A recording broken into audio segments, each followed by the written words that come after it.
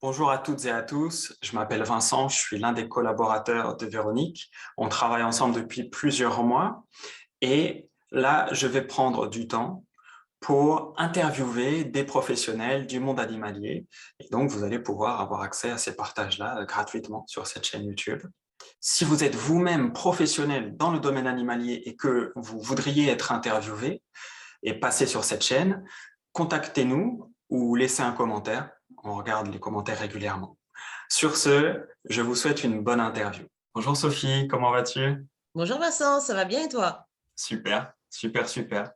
Alors, aujourd'hui, je voulais que tu puisses partager un peu avec nous qui tu es, ce que tu fais, te présenter un peu. Mhm.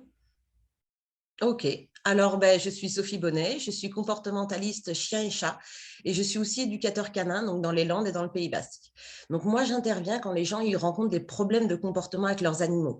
Donc ça peut être tout ce qui est fugue, chien agressif, destructeur, le chat qui va faire pipi en dehors de sa litière ou qui va aussi être agressif, hein. Il y a des chats aussi qui rencontrent ce problème. En tout cas, ça va être tout ce qui va poser problème à la personne. Donc, il faut bien faire la différence entre comportementaliste et éducateur canin. Donc, comme je disais, le comportementaliste, il est là quand il y a problème, quand il y a une problématique. Donc, la problématique, c'est quand le maître, il va rencontrer un problème avec son animal. L'animal, lui, techniquement, ça lui pose aucun souci de détruire son environnement quand son maître y part ou d'aboyer sur les autres chiens dans la rue. Lui, ça va pas lui poser de soucis. C'est vraiment à nous, humains. Effectivement, on achète un canapé à 300 euros. On revient, le canapé, il est sans dessus-dessous. Là, effectivement, pour nous, ça nous pose problème. Donc, là, il faut bien faire la différence entre comportementaliste et éducateur canin. Le comportementaliste, lui, il est là quand il y a problématique. Donc, problématique, ça peut être un chien qui aboie, ça peut être un chien qui fugue, un chat qui urine en dehors de sa litière, un chat qui peut être agressif aussi. En tout cas, ça va être tout ce qui va poser problème au maître. Donc, le comportementaliste, lui, il va agir sur la relation. Il ne va pas agir sur l'animal en lui-même. Bon, après, s'il est là, il est là, mais il ne va pas agir sur l'animal. Il va agir vraiment sur la relation de la famille au chien, donc sur le système en entier. C'est pour ça que moi, dans mes entretiens, j'aime bien quand il y a tout le monde, quand il y a tous les membres de la famille, parce que chacun a sa propre relation aussi avec l'animal, chacun a sa propre représentation aussi. Par exemple, pour moi, mon chien, il peut être chien, mais pour mon conjoint, ça peut être un substitut d'enfant, par exemple. Donc, c'est bien que tout le monde soit là pour que tout le monde donne son point de vue aussi.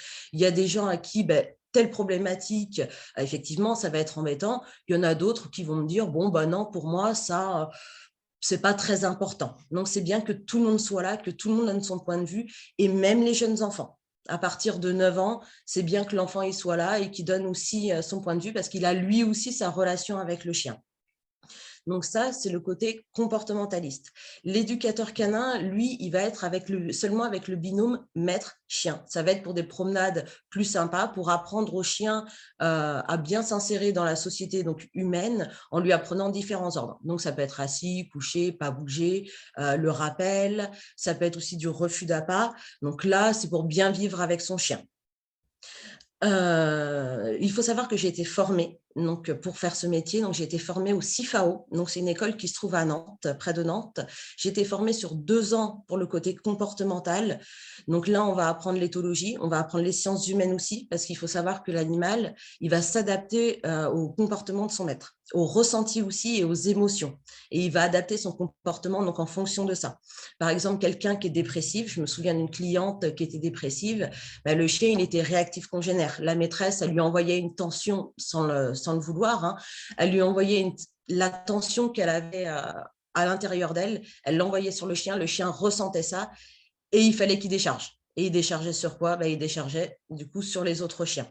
Donc, c'est pour ça que les sciences humaines, elles sont très importantes et elles sont à prendre en compte dans le côté comportemental. Parce que le chien, comme je disais, il va agir en tout cas par rapport à ça. Donc, comme je disais, moi, dans ma pratique en tant que comportementaliste, j'utilise pas de dérivateurs. Donc, tout ce qui est nourriture, modification de l'environnement.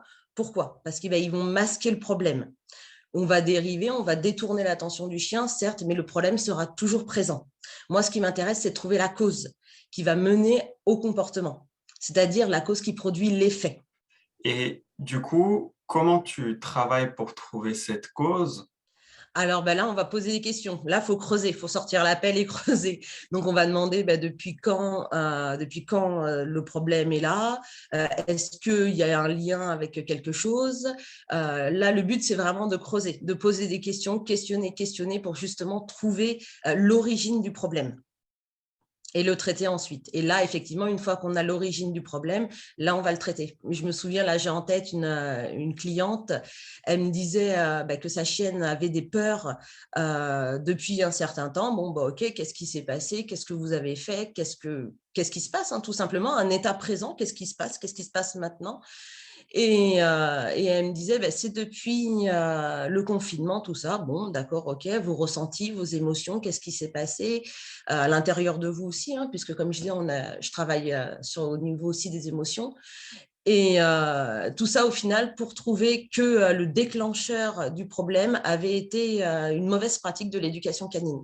La chienne avait eu des peurs, avait été en immersion lors de l'éducation canine qui avait été faite en groupe avec de trop gros stimuli. Et là, effectivement, à partir de là, la chienne avait commencé à avoir des peurs. Donc, ce n'était pas le confinement lui-même, mais c'était la pratique de l'éducation canine qui avait eu lieu justement vers le confinement. Est-ce que tu veux nous parler d'autre chose en particulier là tout de suite? Est-ce que tu as quelque chose qui te vient en tête?